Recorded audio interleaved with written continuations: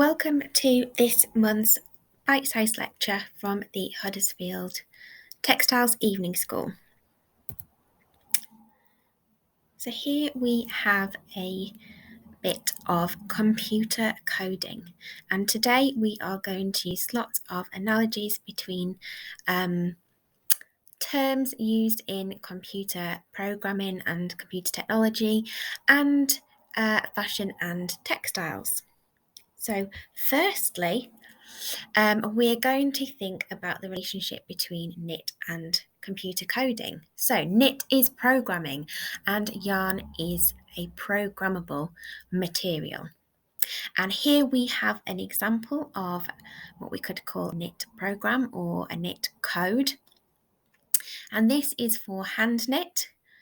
And we've got various codes here, and if you follow the code, you will create a predetermined outcome, very similar to computer coding. So think for a second, what do you think this code might produce? And the answer is this beautiful sock on the right hand side of the slide. So if you're interested in the relationship between knit and coding, if you do a quick Google search, you will find lots of articles out there that you can go and research.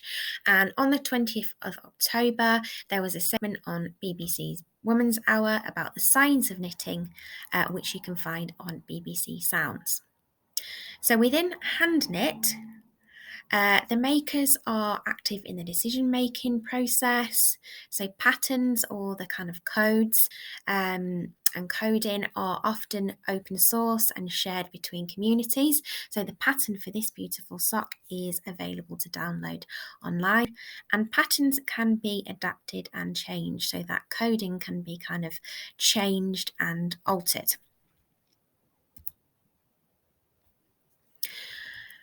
So on the flip side of hand knit, where often people are heavily involved in the decision making, we have mass-produced knit. So a lot of people, when they think of knit, they think of hand knits. They almost think about the two things as being interchangeable terms. But we do have machine knit, which is very different to hand knit. Most people don't realise how their knit is mass-produced, that it's made on a machine. They haven't seen the inside of a knit factory, and they're kind of disconnected from this stage in the production of knit. So whereas hand knitters are really engaged in the decision-making process, when you buy a knitted mass-produced product, you've not been part of that process. So in that sense, the consumption of fashion more generally, we're using it specifically here to think about knit, tends to be passive. So passive means we're not acting to influence or change a situation, and we're allowing other people to be in control. So we're letting other people do all the coding to create the end result, and we are just taking away what has already been decided upon and already been made. So when we go into store, we pick something that's been designed, been made by someone else, and we very rarely are kind of actively involved in that process. So continuing our tech analogies, fashion brands sell the finished program rather than the source code. So we can think about hacking into that system. There are two definitions of hackers. So our original definition is about computer enthusiasts who are part of a programming subculture, who are interested in kind of tinkering with the insides of the behind the scenes bits of hardware and software in order to make modifications or improvements. And then we have a more sort of commonplace use where hackers are kind of associated with, being a risk to computer security, or are hacking into, bank accounts for malicious purposes. Now, in this lecture, we're going to think about hacking with the original meaning.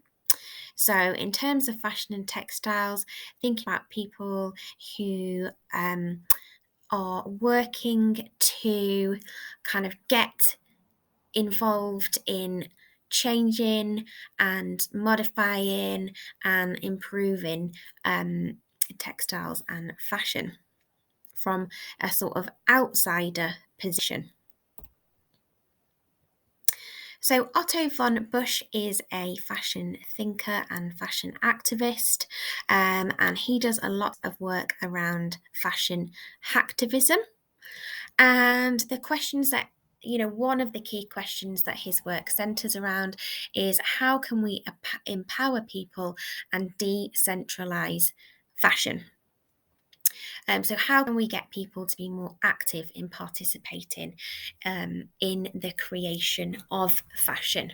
So there are some fantastic presentations and lectures that he has done on YouTube, and he's a really engaging and inspiring speaker. So I encourage you to go and look at his work further.